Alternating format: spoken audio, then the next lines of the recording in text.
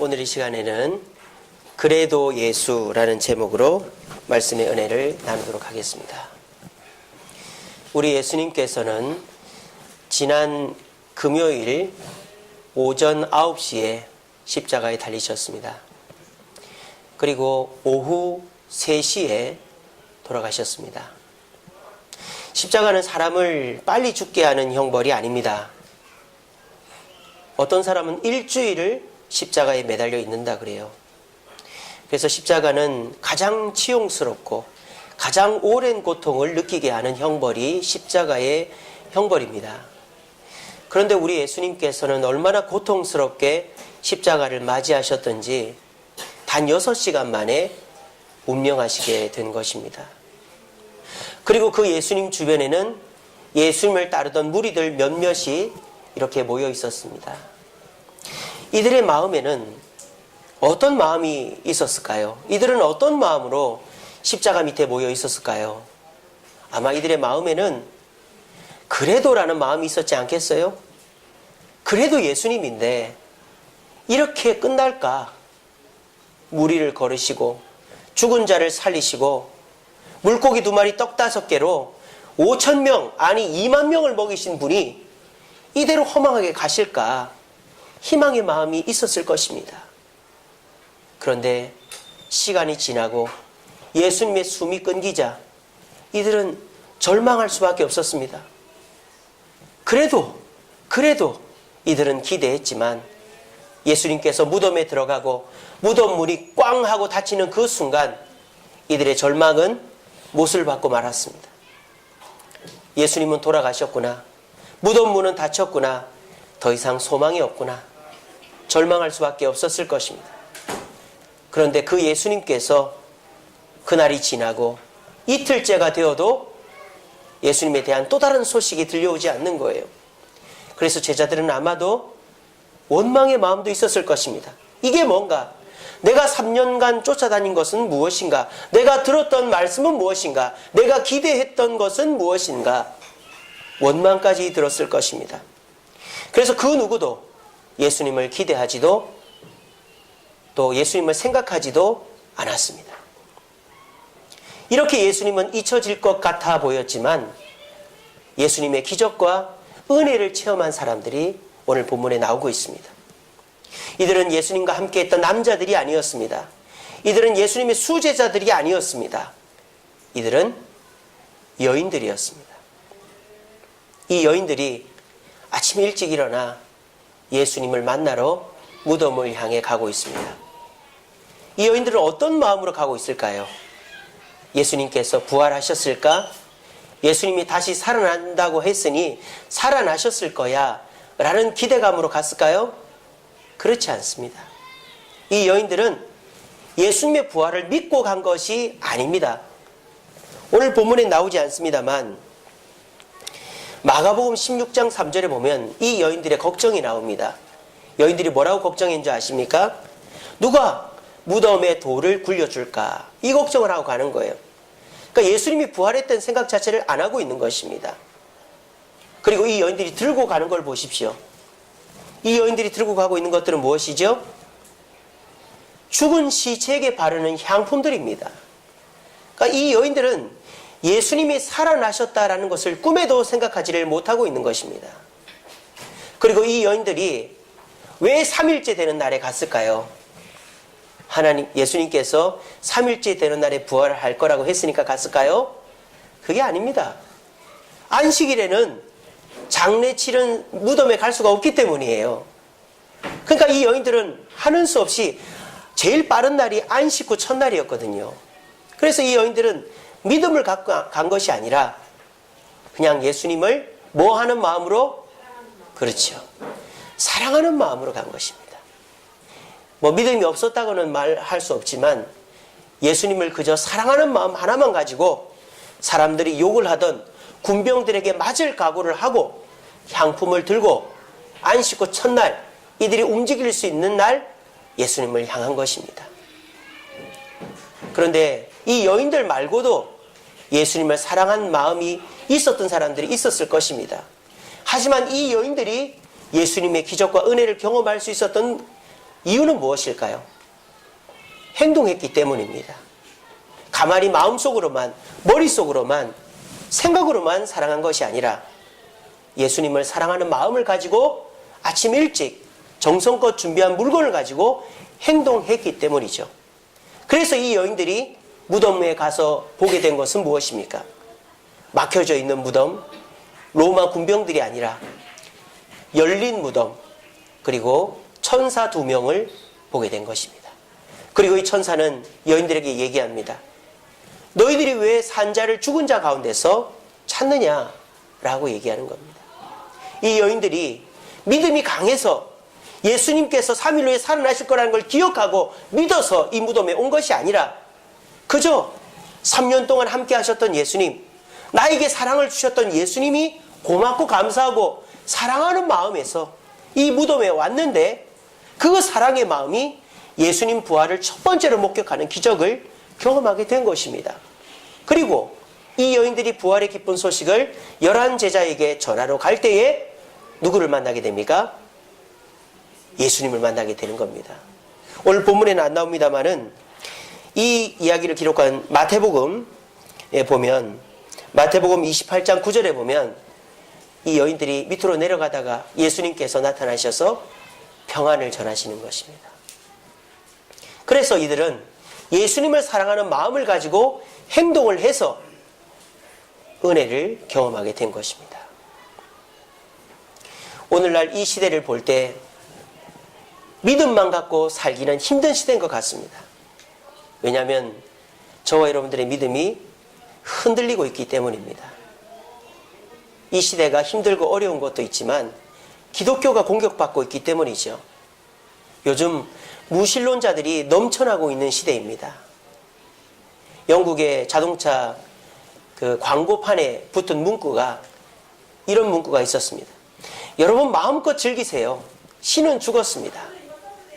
아예 영국 사람들이 대놓고 그런 광고를 갖다 붙일 정도로 영국은 무신론자들의 천국, 이슬람의 천국이 되어져 버렸습니다.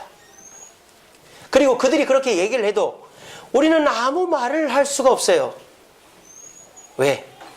우리가 부끄러운 일이 많기 때문입니다. 교회가 내부적으로 부패했기 때문입니다. 저는 이 시대, 올해가 마틴 루터가 종교개혁을 일으킨 지 500주년이 되는 해거든요. 저는 이 시대가 마틴 루터가 종교개혁을 일으킨 그 당시 로마 가톨릭과 같이 개신교회가 타락한 시대라고 생각합니다. 그래서 목사들은 타락하고 교회는 부패하고 분열하고, 그래서 일반 사람들이 교회를 욕을 해도 도무지 할 말이 없는 것. 신천지가 교회를 욕을 해도 교회는 그 부분에 대해서 얘기할 수가 없어요.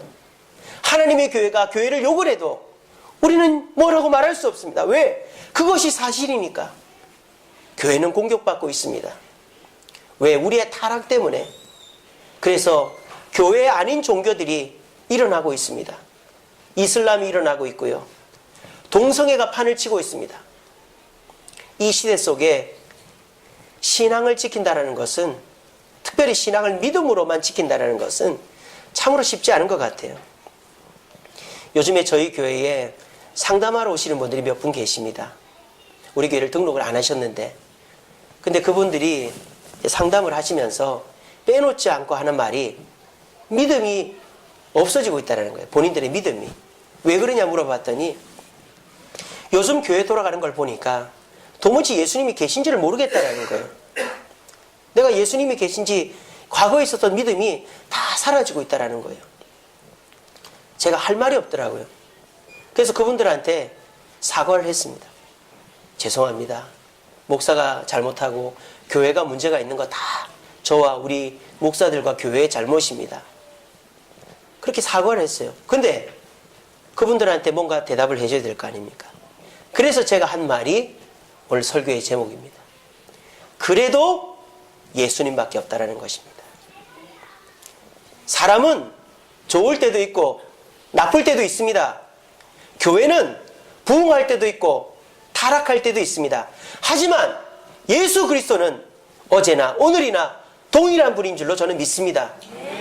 우리는 사람을 보고 신앙생활하는 것이 아닙니다.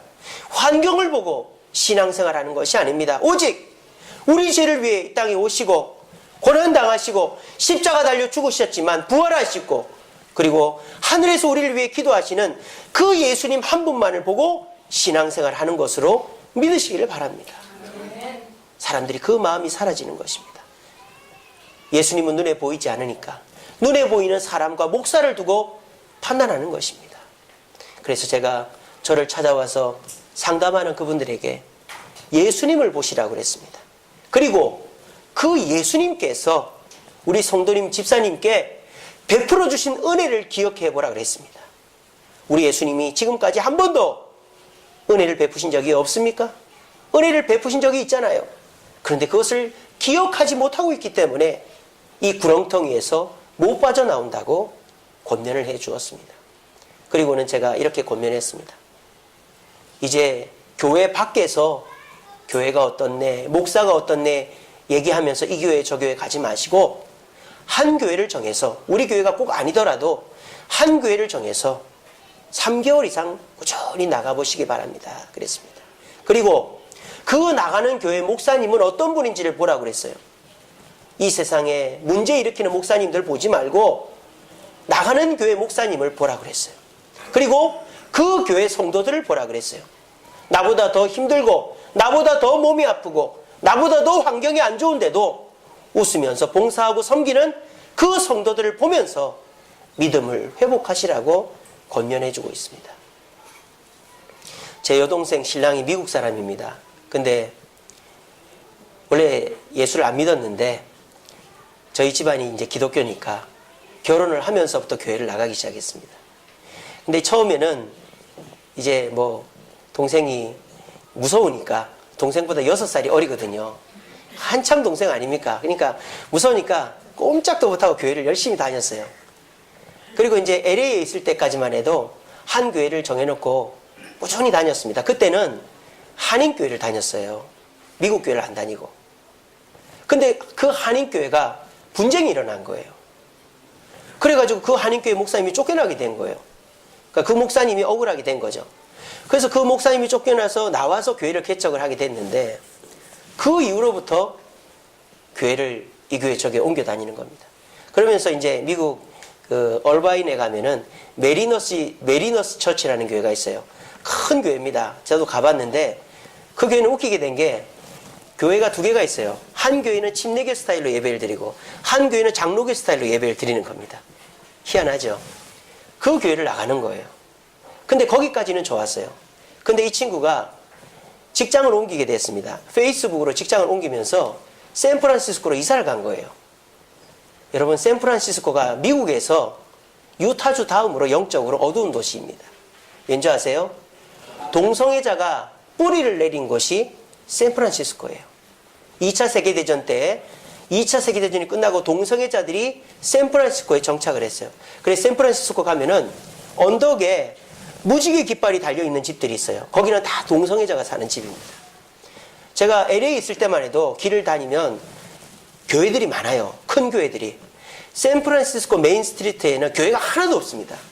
교회가 없어요. 그런데 이 친구가 실리콘밸리에 페이스북이 있으니까 이사를 가고는 교회를 안 가는 거예요.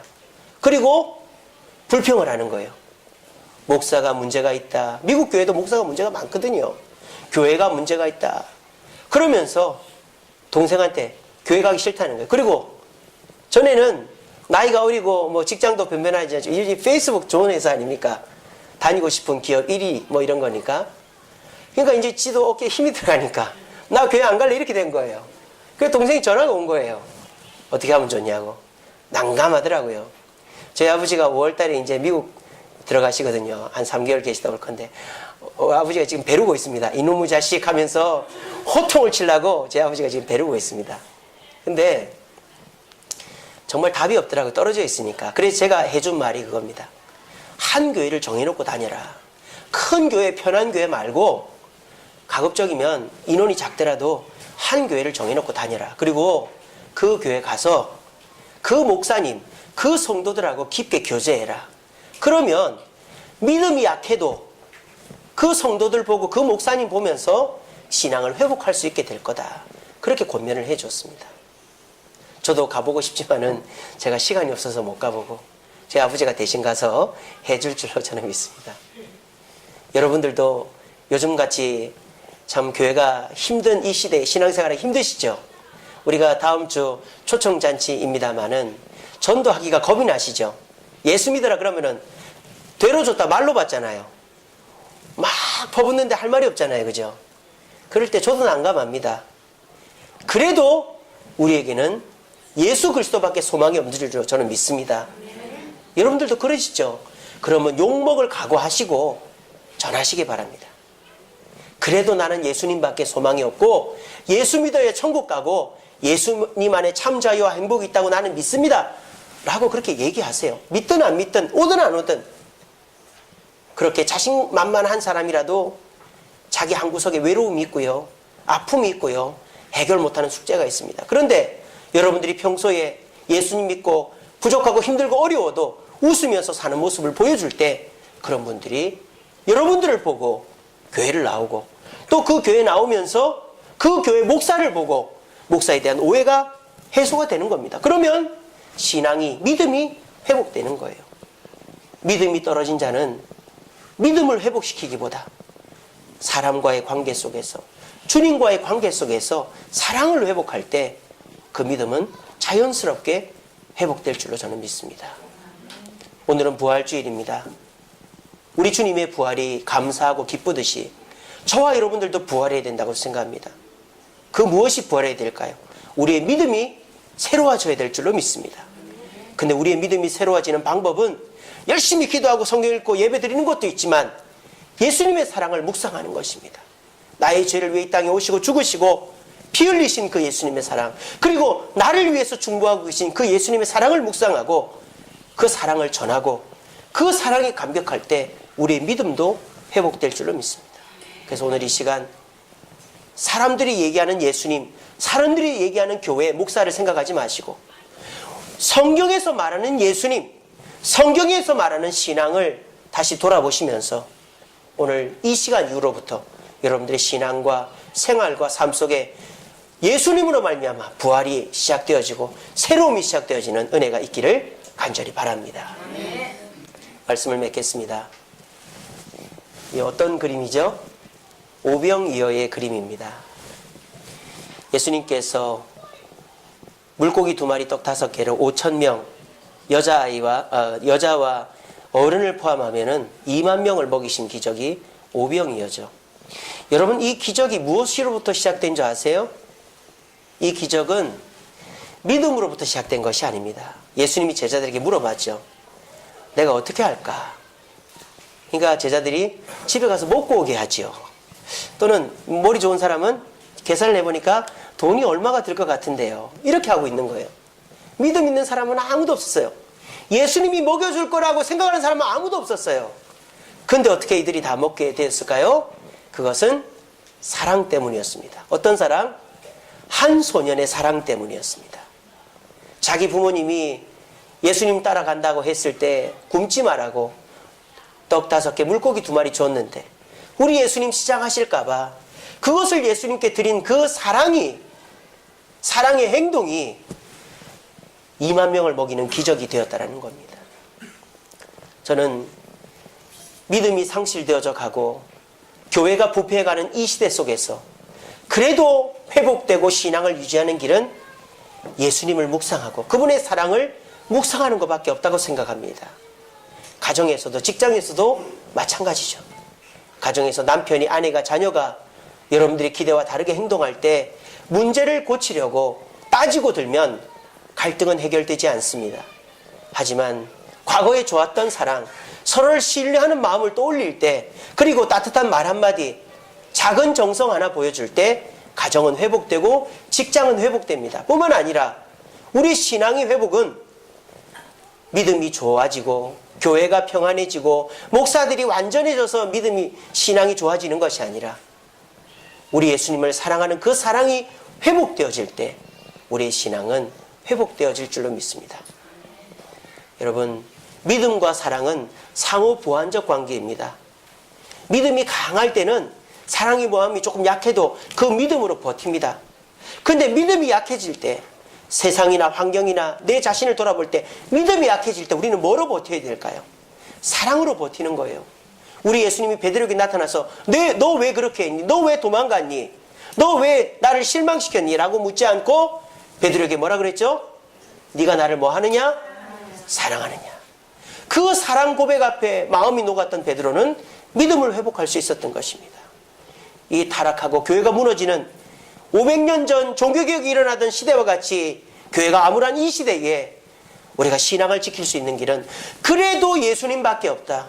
그래도 예수님을 사랑하는 길밖에 없다라는 확신 가지시고 그 예수의 사랑을 가정에서, 직장에서, 교회에서 실천하심으로 우리의 주변에서 우리 주님의 사랑으로 말미암아 믿음이 회복되어지고 우리 주변이 평안과 기쁨이 넘쳐나게 되기를 간절히 바랍니다. 우리 시간에 찬양 한 곡 하겠습니다. 손에 있는 부귀보다 주를 더 사랑하는가? 이슬 같은 목숨보다 주를 더 사랑하는가? 사랑의 빛 잃어가면 주님 만날 수 없어. 헛된 영화 바라보면 사랑할 수도 없어. 여러분, 믿음도 중요합니다. 그리고 응답도 중요합니다. 하지만 사랑이 빠지면 그것들은 껍데기가 될 수 있습니다. 이 시간 우리의 약해진 믿음은 주를 향한 사랑으로 회복되어질 수 있습니다. 예수님 만나기 위해 사랑 하나 가지고 예수님께 나갔던 여인들처럼 사람이 실망스럽고 교회가 실망스럽지만 예수님 사랑하는 마음 하나만 가지고 주님께 나아가 주님의 은혜를 경험하리라 고백하는 마음으로 우리 찬양 준비해드리겠습니다.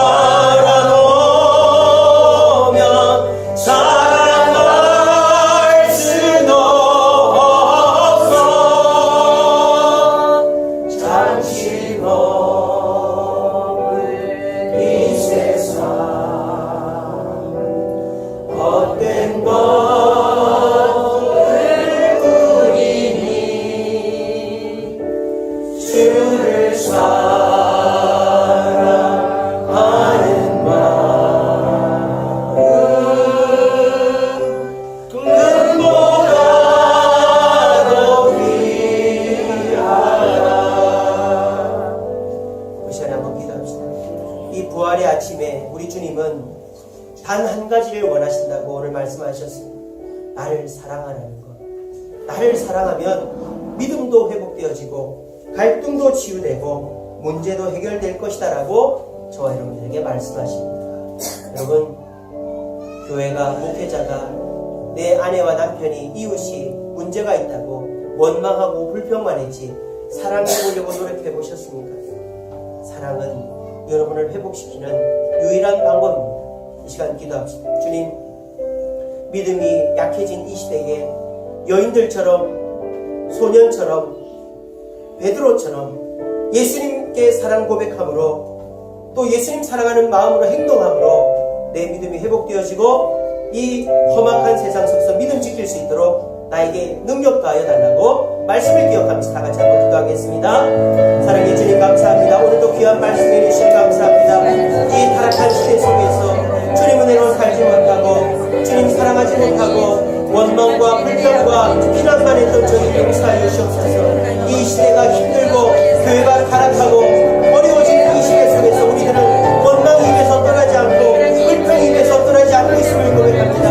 하지만 우리가 주님을 사랑하고 주님 은혜로 나아갈 때 하나님께서는 우리에게 주님의 사랑을 기억할 때 축복으로 은혜로 함께 하실 줄 믿습니다. 여인들이 믿음이 아니라 사랑의 마음으로 주님의 무덤에 나아가 기적을 경험한 것처럼 소년이 사랑하는 마음으로